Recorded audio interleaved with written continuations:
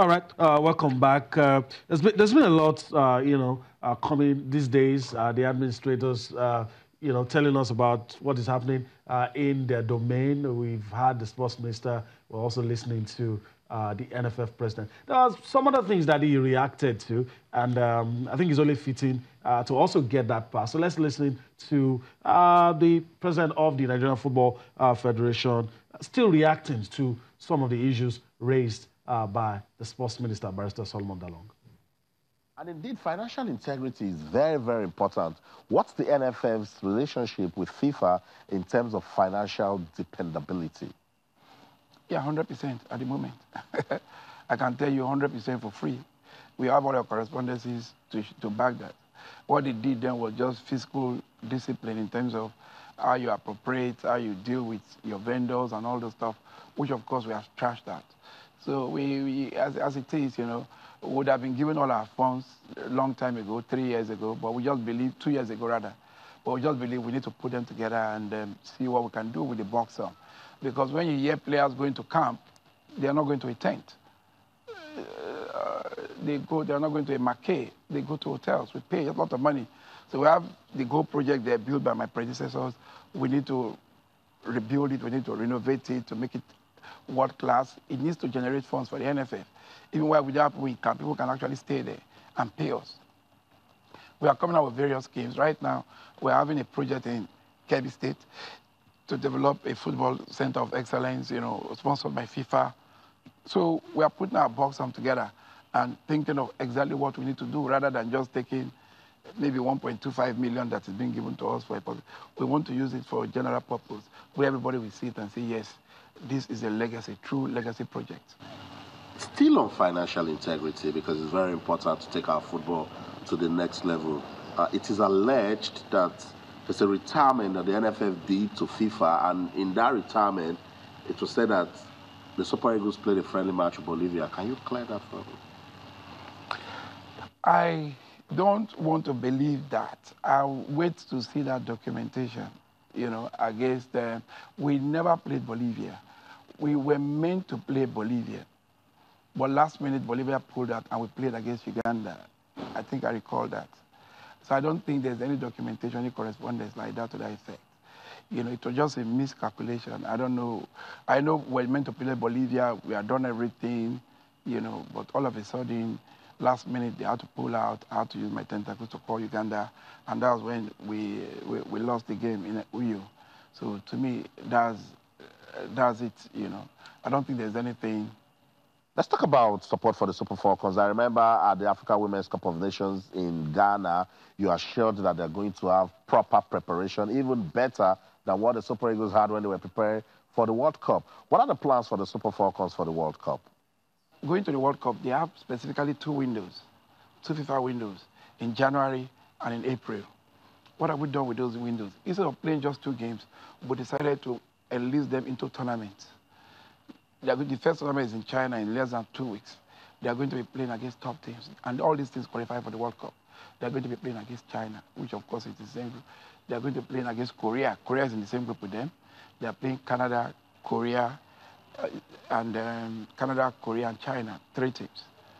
Now, when they come back, the next window, they are going to go to Cyprus for another, I think it's an 8 nations tournament, where they are going to play about 5, 6 other countries. Most of these countries qualify for the World Cup. So I think that was a very thorough preparation. But beyond that, we've also secured the same camp with the Super Eagles. The same camp the Super Eagles stayed for going to Russia. The same camp for the Super Falcons.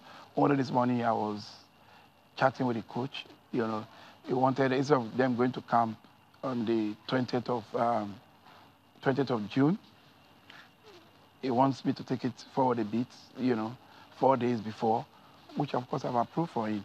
So we have a warm relationship with them, and we believe they can really improve. As I even speak to you, I'm trying to talk to 2 of our sponsors to see if they can get endorsement for 1 or 2 of their players, just to ginger them, just to make them, the same thing we did for the Super Eagles.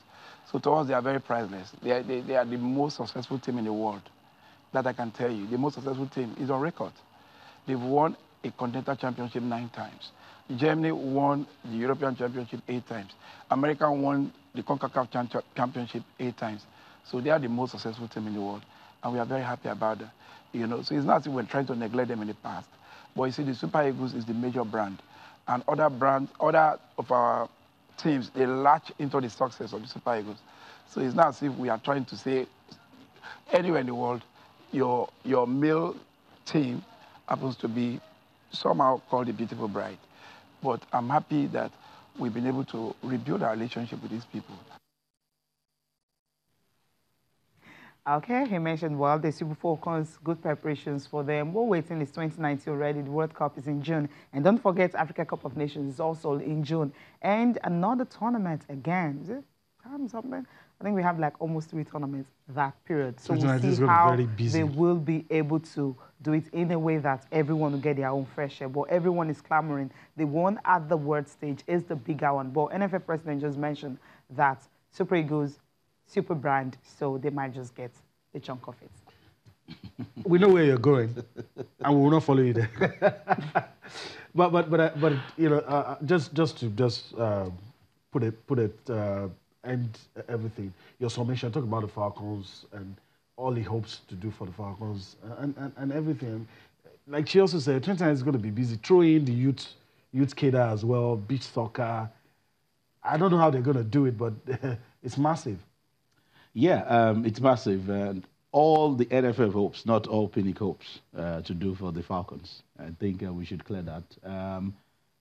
The biggest, how will I put it, assignment this year is the FIFA Women's World Cup and the Men's Nations Cup. Yes, the youth teams will latch onto that. Under 20 boys are preparing to go to Niger Republic and all of that.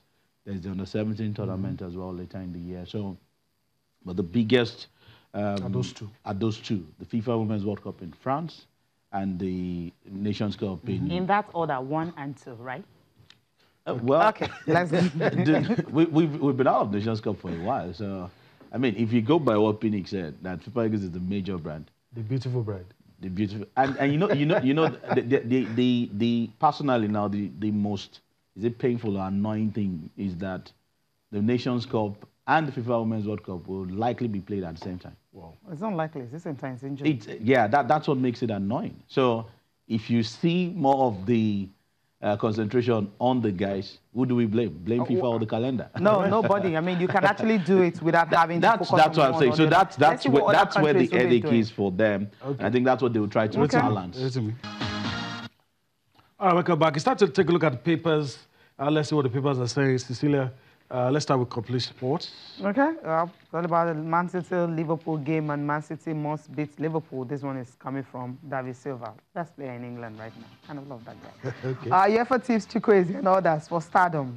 Okay, Sanchez, Hussein, Odua, and 47 others too. This guy seems to be taking everyone by storm. Which guy? Chukwueze. Oh, well, he's enjoying life in England, in Spain. In Spain, Villarreal. For African players that make that UEFA survey, UEFA list of times, I'm always scared because the other Europeans tend to make it, but the ones, the African players that they pick, I don't know, something happens. Nothing really happens. Just stay consistent and stay focused.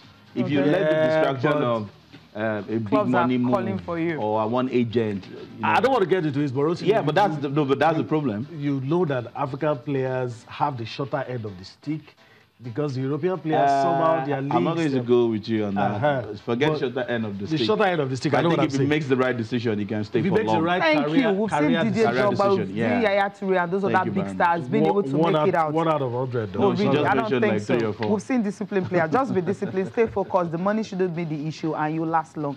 Mikel Obi stayed so long at Chelsea. Okay, Moses misses 5th straight Chelsea game. Why is it a problem? He's leaving. And another one, you have 8 Nigerian players who need January transfer. I mean, starting from Moses, from Odengalo, from Iheanacho. Iheanacho hasn't played in 3 games. He wasn't even listed in 2 last games. Yeah. And there's a problem there, so you also need to that headline is okay. If they want to make the Nations Cup squad, which is happening in summer, they need to play consistently. I mean, there are too many. 8 Too of them. many of the players, 8 of them. Okay, and they're supposed to be our regular guys. Except the one that decides to go. He's no longer playing. Sporting Sun is next, and still all about Chukwueze. Okay, he's making Chukwueze ready for Real Madrid test confirms at the 1.7 billion naira Atletico bid, which I feel he says he's not going. That's what they're saying. Wow. Should he go or should he stay? I think he should stay. I think he should still stay with Villarreal probably to the end of the season. Weigh your options. Fabregas nears Monaco's switch. Okay, he's going to leave because he hasn't been playing also. So it's not all about Victor Moses. Fabregas also been warming the bench. And it will be a good addition for Monaco. They need all the players they can get now to actually salvage their season. Okay. Salvage the season. I love that. All right. Last move for review is Sporting Live. And of course, you have, this story. Battle against the Shells and Egypt, John Mikel Obi out of Super Eagles. I'm very sure that will make an interesting read. I don't know the details. Chukwueze, 120% ready for Galacticos. The game is tonight, Villarreal, Real Madrid. We'll see what happens. Your take on that one? Juve wants James Rodriguez as well. We are into it now. We're going to be seeing this kind of stories. Of course, the transfer window again. It's opened. And then you should see moves. Chelsea only yesterday signed Pulisic, a young player that will be coming in at the end of the season. So we should show this move. James Rodriguez, has been playing consistently in Germany? I don't think so. If Juve wants him, then he should go to the Serie A. Okay. All right. So that's it. Rossi, we want to thank you for your time on the show today. We really, really appreciate your time here. You're welcome. Thank you. Thank you as well for allowing us to be a part of your day. We enjoy this. And, of course, you see us again tomorrow. You can join us later tonight for Sports Tonight. I'm Yemi Adebayo. Bye-bye now. And I'm Cecilia Mogbe. Thanks for watching.